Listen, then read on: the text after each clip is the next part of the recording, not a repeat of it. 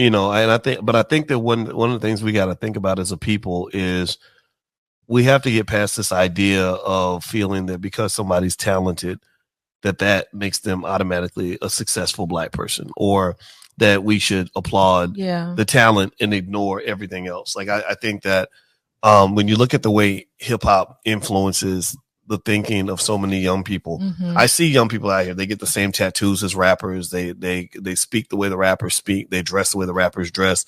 And then the music, if you listen to the music, it's promoting drug use and criminality and bad choice, disrespect for women, bad financial choices.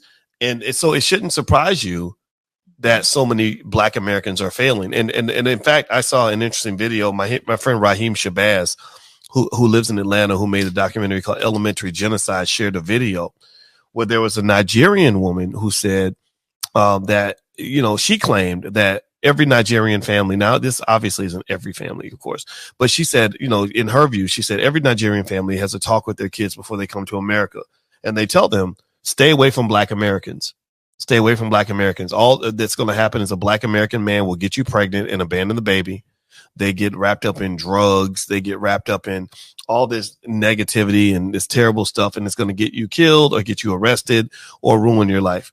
Now, obviously, what's so funny is that no, go ahead, finish your point. But I got right, and I agree. It's highly it's a horribly invalid thing to say, because it's almost like saying don't talk to Nigerians because they'll scam you out of your money, right? Right, which is that same thing, right? Because so every community is plagued by its stereotypes. So obviously that stereotype is not appropriate. But what I am saying is that I think that as African American people, we have to confront the dominant sides of our culture that are not so healthy for us. I think that we have to talk about, when some rapper's doing something ridiculous, I think that we have to have some boundaries on appropriate behavior. That's my 2 cents. I think that it's so funny you talk about dominant side, and I agree. It's dominant, but it's not as common in reality. It's just what is shown on television that's reality. Yeah. And, sorry.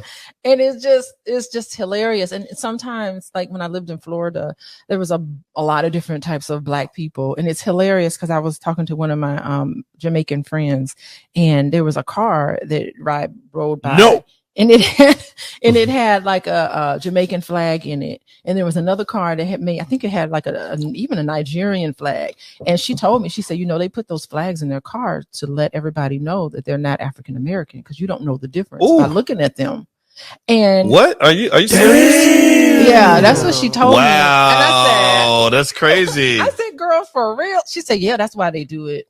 But the thing is that we're, so funny. And I think that is just awful that people in Africa look down. And I do know some people from Africa who I feel like look down on Black people.